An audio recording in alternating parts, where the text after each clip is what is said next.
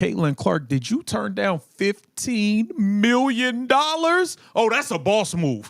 Oh, that's a crazy boss move. That's a flex. The WNBA believed that their mess could be hidden by money. There is $50 million at stake, the largest contract they have ever attempted to award. No thanks was Caitlin Clark's response. She refuses to believe the politics, the chaos, or the empty promises. She will not be silenced for money since she is aware of her value. What are your thoughts?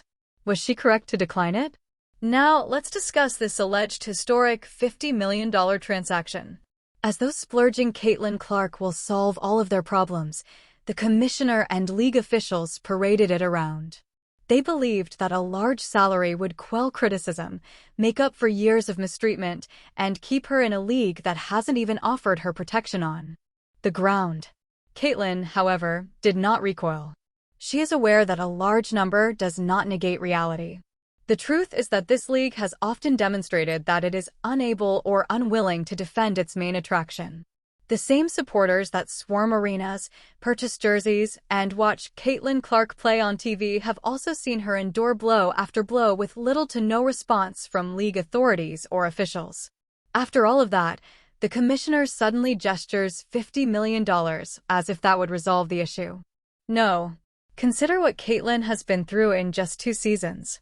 She has been thrown into perpetual controversy before she has even had chance to settle into a role as a professional. The assaults first piled up one after the other. Get a lot of people in foul trouble with how physical she is. Sun turn it over for a 5th time. Sophie Cunningham is attacking her like a linebacker. Excuse me. Colliding and almost being sidelined was Lexi Hull, simply referred to as a game feature. While pundits act as though nothing happened and referees swallow their whistles, Caitlin is the one left pummeled on the floor. Basketball isn't that. That creates the possibility of injury. Walks there to the stanchion. Furthermore, it went beyond physical plays. And then there's the politics. Do you recall Brittany's unrelenting criticism? When Caitlin was chosen to represent the league, there were racial overtones. Fouled out, had 6, and it was the ticky-tack fouls, and again, Caitlin Clark. Some players and media commentators chose to play the race card, dividing rather than uniting, rather than applauding the positive effects of her presence on ratings, ticket sales, and general importance. Caitlin didn't request attention. She won it with her impact and talent. However, other league members were antagonistic toward her rather than supportive. In addition to all of that, the league has been having credibility issues. It appears that officials struggle to call games reliably. Prominent athletes flat out assault, grab jerseys, and throw elbows. Caitlin still faces fines or suspensions. Seldom, if at all. It is seen by fans. It is seen by broadcasters. Additionally, the majority of. Most importantly, Caitlin notices. You can therefore picture her response when the commissioner places a $50 million contract on her desk. It's distrust rather than gratitude. When I was getting hacked in every other game, where was this energy? You see, Caitlin Clark was underestimated by the WNBA. They believed she would accept the cash, keep her lips shut, and smile for the cameras. Caitlin isn't desperate, though. She is endorsed by Wilson, Panini, Gatorade, Nike, and now Stanley. The WNBA's hush money is not necessary for her. She earns more money off the court than the majority of the league's players put together. For Caitlin, that $50 million is leverage, even though it could seem like a life-altering sum to others. It demonstrates that the league is aware of their inability to function without her, and she is using that knowledge as leverage to ultimately confront them. Not to mention how the rest of the league perceives this offer. How many veterans have been working hard for 10 years and never received half of that amount of money? All of a sudden, Caitlin Clark appears, increases the viewership, packs stadiums, and receives a $50 million offer. You can picture the animosity brewing in the background. The league wanted to expedite this contract for that reason. They want to keep her content enough to overlook the conflict. However, Caitlin is not a moron. She notices the arrangement. The athletes who would yell unfair the instant she signs the check are the same ones who gripe about her fame. Thus, Caitlin rejected it. And she revealed everything in the process. She revealed the desperation of the commissioner. She attacked her whenever possible and revealed the hypocrisy of the players who profit from her draw. She brought to light the refereeing errors that allowed violence to go unpunished just because Caitlin Clark was the victim. Most importantly, she revealed the true weakness of the WNBA's foundation. Let's dissect it even more. Do you recall the Sophie incident? On foul trouble with how physical she is. Sun turned it over for a fifth time. Oda. It was more than just a hard foul. That was a display of fury that turned into blatant violence. What was the league's response? A shrug. Not suspended. No fine is noteworthy. Fans took note. Videos of Caitlin being tossed around like a rag doll as officials sprinted away went viral on social media. Basketball isn't like that. That is carelessness. And they now believe she will put her trust in them for a long-term agreement. Then there's the Lexi Hull incident, which almost put Caitlin out of commission once more. It's not doing great. Basketball is a physically demanding sport. Contact does occur. However, people begin to wonder when these incidents continue to pile up against a single player, who also happens to be the biggest celebrity. Is it incapacity? Is it biased? Or is it something more repulsive? The words don't need to be spoken by Caitlin. Already, the fans are making connections. The actual kicker is right here. Caitlin doesn't even need to make a departure threat. The league is terrified just thinking about it. Without her, just think of the fever. Consider a WNBA broadcast without her headlines, jersey sales, or logo. Sponsorships, retail booths, ratings, and attendance all drastically decline. That offer of $50 million wasn't kindness. It was insurance. Insurance against the league's demise due to poor administration. However, Caitlin is more intelligent than that. She is aware that accepting their offer would just link her to their mistakes. She would be participating in a system that has treated her with contempt and put her in risk from the beginning. She is not in need of them. She is necessary to them. And that was made abundantly evident by her refusal. Listen, I understand. You got Nike deals. You got freaking PGA Golf Tour, Live Golf Tour. You got hockey sponsor. I know you got a lot going on, but to turn down 15 M's.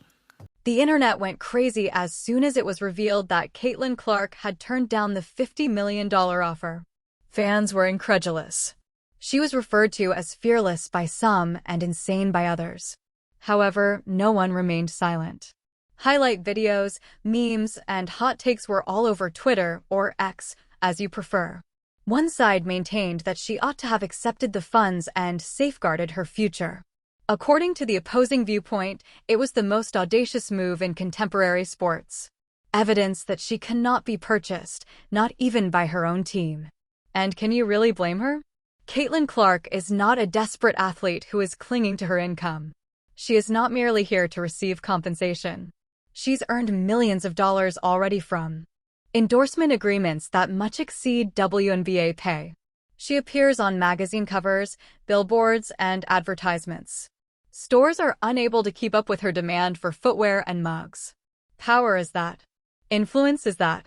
And for that reason, the league is extremely hurt by the $50 million rejection. She is larger than their highest number, as evidenced by this. However, you could sense the anxiety within the WNBA as supporters quarreled online. This involved more than one trade going awry. Control was at issue here. The executives and commissioner believed they had Caitlin locked in. They believed they could keep her shackled to the league's turmoil by dangling a glossy check. Rather, she reminded them that authority doesn't originate from agreements. Credibility is the source of it. And the WNBA has none at the moment. Let's face it, Caitlin Clark has endured more abuse from this league than any other celebrity in recent history.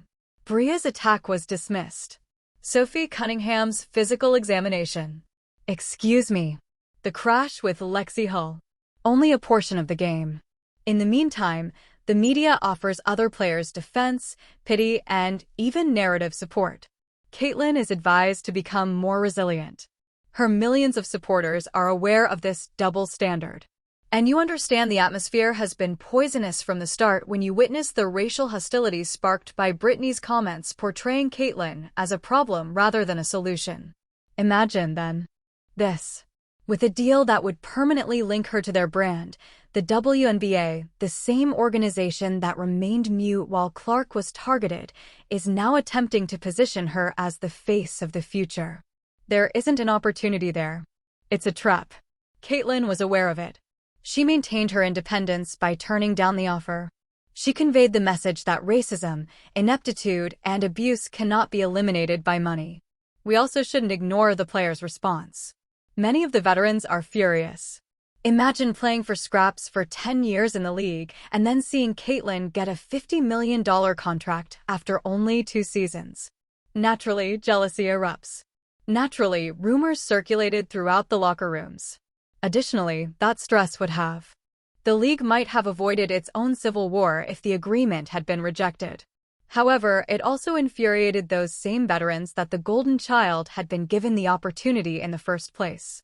Every elbow that is thrown at her already harbors a smoldering anger. And the fans, they're split, but they're paying attention like never before. Because of Caitlin Clark, those who had never given a damn about women's basketball are now paying attention. She sells out of her games. Her jerseys sell more than the combined sales of entire teams. Even casual sports fans are now captivated by this rejection. They are curious as to why she declined money that may change her life. They are curious about what is actually happening behind closed doors. The WNBA can no longer conceal its dysfunction. Its brightest star is exposing it on the largest stage. The news media also jumped on the subject. Some interpreted it as Caitlin being unappreciative, which would hinder women's basketball's advancement. Others presented it as bravery, confronting a league that has failed to provide her with protection. The larger point was overlooked by both parties. Caitlin wasn't the only person involved. It had to do with power.